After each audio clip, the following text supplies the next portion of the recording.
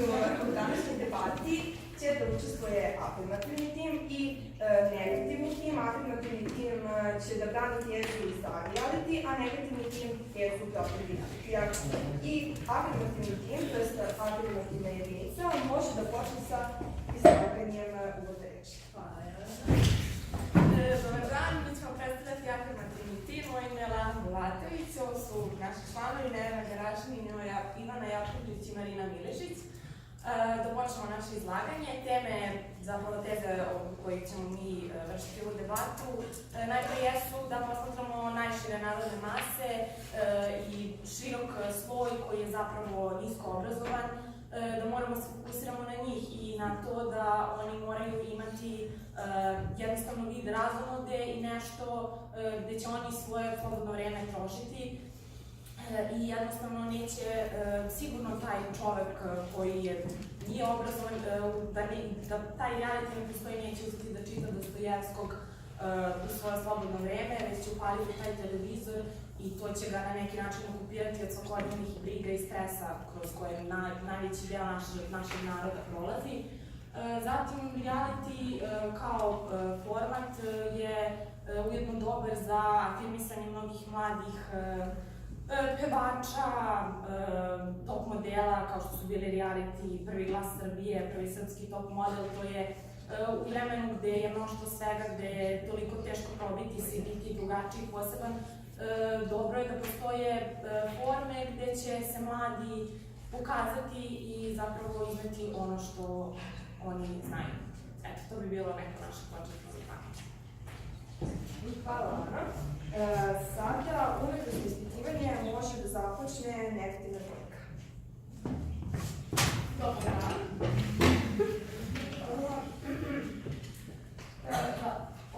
Ja sam Jovana Čučanja. Evo mogu da predstavim od članove mog tima, Ana Marković, Adriana Pevac i Anka Pečić. Pa da počnemo, ovako da te pitam. Ne misliš da je bolje da neobrazovnim ljudima propagiramo kulturu i obrazovanje, a ne reality, ko će oni da gledaju da se još više produtuju? Ne, zato što oni su imali svoje izbore u životu i jednostavno... Ali šta ako nemaju izbore, šta ako im je jednostavno su u lošoj finansijskoj situaciji životnoj, da nije bolje da njima uvek postoji izbor? Uvek postoji, to sami biramo sve izbore, niko nas ništa ne primora. Pa jeste, a samim tim što na televiziji se samo guraju i reality... Na televiziji postoji History, Discovery, postoji sve što se žele. Pa postoje, i problem je što je na našim televizijama, što mi obrazovni ljudi možda ni ne znam, sad ide u ekstreme, ne znam da čita, ne razume ni engleski, da mi je bolje da na našim televizijama puštamo... Da li misliš da će ljudi na inici egzistencije da plaćaju kartu za pozorište, pored svih briga i stresa, jednostavno... Pa ne mora karta za pozorište, ali može, na primjer, na TV-u da se... Ište kvadrat. Hvala. Hvala, Jovana. I sada će negativna jedinica da iznese svoju uvodnu reč. Dobar dan svima. Ja sam Ana Marković i iznećemo neke osnovne stavove našeg tima.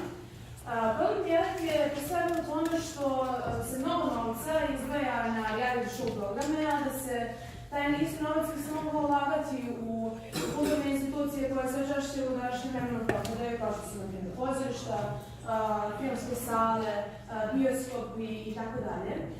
Također, postoji problem u tome što su motivi za ulazak u reality često apsurdni, na primjer, kao što je Jelena iznela, to su popularnost, želje za zaradom, za novcem i tako dalje. Također, problem je u izostavljanju kulturnih sadržaja sa televizije, samim tim što se reality prikazuju u udarnim terminima, neke emisije koje bi možda kultivirale kulturu i koje bi pomogla obrazovanju ljudi, nemaju svoj termin zato što se puštaju reality programi. Također, ljudi kada gledaju reality počinju da žive paralelnim životima, oni u stvari zaboravljaju njihove probleme koje se većuju sa ljudima koji su u realitiju, počinju da se raduju s njima, da tuguju s njima, da ih sažaljevaju i samim tim oni zaboravljaju ljude koji su im najbliži, često koji žive s njima. Također, reality može da šalje negativne, jako negativne poruke u svijet, pogotovo mladim ljudima i deci. Naprimjer, da je potpuno u redu iskorišćavati druge ljude, da je potpuno u redu i da je legitimno lagati kako biste ste pobedili, osvojili neku nagradu, zaradili novac, da točno u redu mesecima, čak i godinama ne radite ništa, da ste na kraju bili plaćeni za to i da je reality pre svega samo loša gluma, a ne nešto što je stvarno i nešto što predstavlja stvarne situacije. Samim tim što ti ljudi koji ulazi u reality nisu ljudi koji predstavljali dobar primer i malo prije htjela da se nadođe na to što je afirmativna grupa iznala da oni mogu da afirmišu neke nove pavače i tako dalje. Sa takve stvari postoje emisije koje primaju jednostavno ljude koji žele da se afirmišu, da također postoji YouTube kanali i ne morate raditi na televiziji. Hvala. Pitanje je možda započne afirmativno odgovorno. Pa da li mislite da je glavni problem u stvari u društvu to što se akcent stavlja na samu kritiku realitija i na svog tog programa kako bi se izbjegli neki drugi važni problemi? To nije glavni problem u društvu. Nije bila sve, ne. Da li mislite? Ne. A da li mislite da je široka panorama programa koja nam je prisutna trenutno da ona dozvoljava drugim pojedincima da oni biraju šta žele da gledaju pošto se nagovestili kako se to plasira u javnosti? Naravno da to pušta mogućnost da mi možemo da gledamo što god poželimo, Pa ali da, da se ovdje reklamiraju više nego te kulturne emisije, a to se stalno radi. Da, moje pitanje je da li postoji dovoljno... Da se slažu to. Da li postoji dovoljno kulturnih emisija koje bi... Ne, postoji dovoljno kulturnih emisija iz prostog razloga koji sam navela da nema dovoljno termina. A da li mislite da postoji više realitija nego kulturnih emisija? U svakom slučaju da. Pošto je procent dokazano da to nije tačno. Hvala. I sada će ponovno afirmativna dvojka da iznese neke dobre argumente. Ovako, sve ono što je Lana izvela, mi bi na to još dodali argumente da je reality u stvari jedan privlačan format i da on predstavlja, Lana je pominjala nisko obrazovano stanovništvo, da on može biti privlačan i stanovništvu koje je obrazovano, zato što predstavlja neki beg od stvarnosti i da on uopšte ne mora da utiče na njegov život. Da čovjek ukoliko uključi reality program, da on može da ga pogleda na sat ili dva, ali on ne mora da ima nikakav preteran uticaj na njegov život, samim tim što će predstavljati deo neke razumade. Takođe bi istakla to da on može da predstavlja, da može da bude važan u naučne svrhe, da može da predstavlja veliko istraživanje za sociologije i za psihologije, zato što se tu mogu posmatrati različiti profili ličnosti u različitim okolnostima sa različitim ljudima koje oni nisu birali. I u stvari sklop tih različitih spojeva može predstavljati važnu i bitnu stvar za istraživanja i za razvoj nauke, kao i jedan vid eksperimenta koji je dodatno prisutan u svakodnevnom životu i koji može da pomogne i drugim ljudima da oni odaberu i da shvate da li žele tako da se ponašaju ili ne žele i šta je dobro i šta nije, može da predstavlja nekakvu objektivnu sliku koju bi pojedinac mogao da zauzme o svijetu, o ličnostima ili o svom životu. Hvala Nevena. Sada će na osnovu ovoga negativna jedinica da započne da se nam ispituje. Hvala Jelena. Dakle, na kontu toga što ste rekli da beg od stvarnosti može predstavljati reality, ne mislite da je bolje da beg od stvarnosti predstavlja umetnost, kao što to i jeste njen glavni cilj? Ne.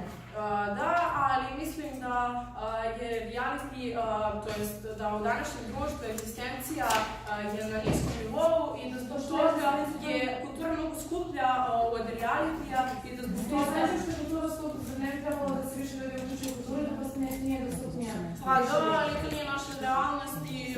Da ne bi trebalo da se borimo protiv toga, a ne da opravdavamo to i da gledamo...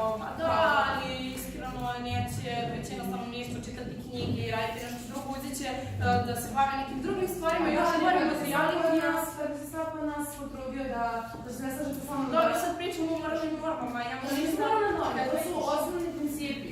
Ako vi ispred knjige stavljate reality, to je vaš princip. Da, ali istraživanja su pokazala da većina stanovništva pritom se ukine. Hvala. će negativna dvojka da dode neke stvari.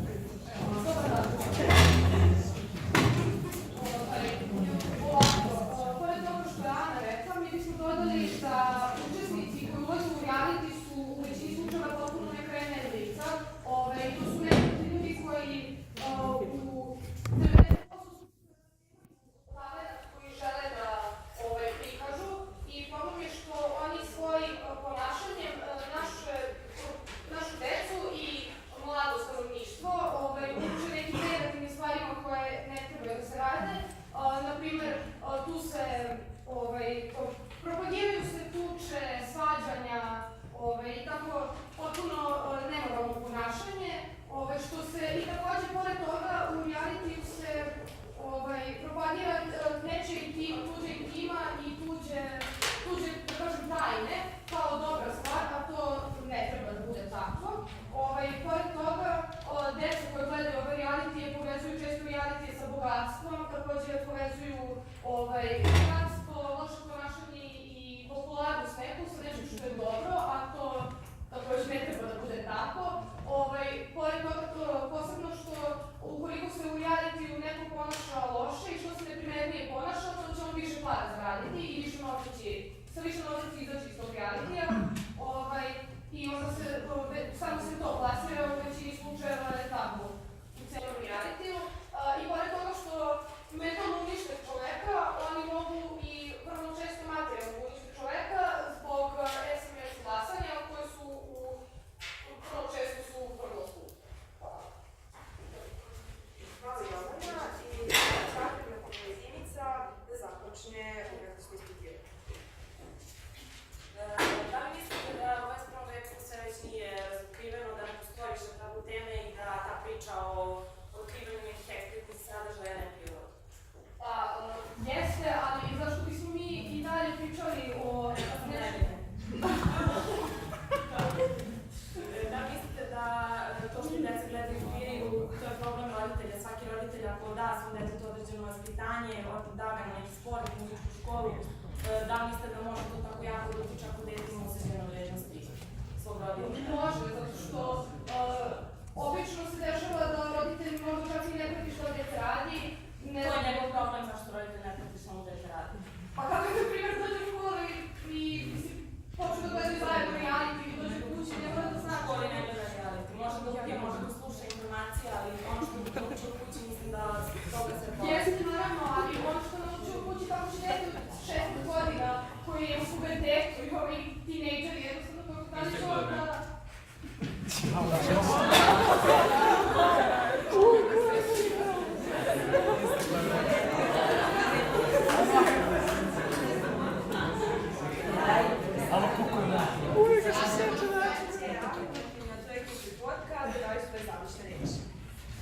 Ovako, nakon umetničkog ispitivanja, ono što možemo da zaključimo jeste da reality ima izuzetno privatan format koji je dostupan širokim masama i da on može da ima pozitivne strane tako što će otkriti mlade talente koji se nalaze u ovoj državi kojima je jako teško da se probiju pored svih današnjih dešavanja i da je bitno da se kaže da ljudi danas žive izuzetno stresno i da imaju pritisak i problemi sa svih strana i da to može da bude odličan beg od stvarnosti i da čovek koji je svestan sebe i svojih izbora i toga šta je on, ne može reality da utiče bitno na njegovu ličnost i da poremeti njegov sistem vrednosti.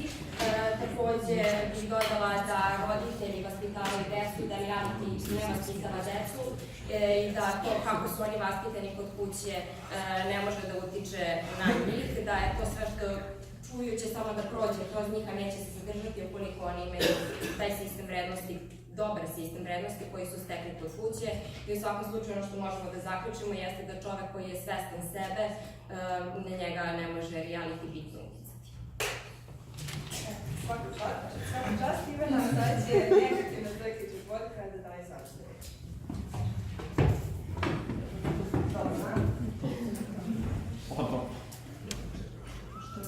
Dakle, reality nije ništa drugo nego stvar kiča i šunda i taj beg od stvarnosti koji ste vi pominjali u stvari ne treba da bude takav beg, jer onda ljudi koji imaju stvarne probleme u stvarnom životu gledaju da reše probleme koji su u realitiju, fokusiraju se u stvari na te probleme u realitiju pre nego na svoje sopstvene probleme. I reality u svojoj formi u stvari zadovoljava televizijski format, ali problem je u zloupotrebi, generalno u zloupotrebi i u uredničkom rukopisu. I reality program nije u stvari realnost, kao što je Jelena rekla, već su to neke izazvane tuče ili namerno proizvedene svađe da bi okupiralo narod i da bi narod više gledao taj program, nego provodio vreme na nekom drugom mestu, jer im je to zanimljivije, jer upravo zbog toga mentalitet naroda je promenjen, da se oni više fokusiraju na tuđ život, da više gledaju tuđ život, nego da se fokusiraju na svoj i gledaju kako da poboljšaju svoje obrazovanje, svoju kulturu i tako dalje. I takođe on, što je Ivana rekla, da se tu utiču ljudi koji su pevači ili koji hoće da igraju svoju karijeru, oni u stvari padaju u drugi plan, jer u prvi plan dolaze ljudi koji stalno izražavaju konflikte, koji se stalno svađaju, koji su jednostavno tu da zabave narod, dok ljudi sa pravim talentima padaju u drugi plan jer jednostavno nisu dovoljno zanimljivi. Ja bih gledala samo da reality ne samo to otežava posao roditeljima koji pokušavaju da vaspitaju svoje decu, već može da utiče i na odrasle ljude. Naprimjer, kao što se jezik koji se koristi u realitima postaje srodan i uništava pravo kontu jezika. I takođe reality je samo produkt tržišne industrije, a kultura se ne sme prepustiti na milost i nemilost tržišta. Hvala. Zahvaljujem se pripadnicama oba tima i pozivam sad publiku da odluči na osnovu ovoga što su čuli šta bi pre kažu za i protiv realitija.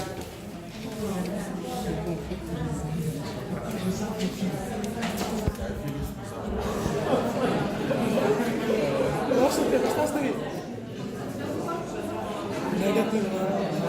Pa ja ne znam stvarno, nije mi bilo jasno ovo kako treba da ocenjujem, ali u svakom slučaju za mene negativni tim pobedio.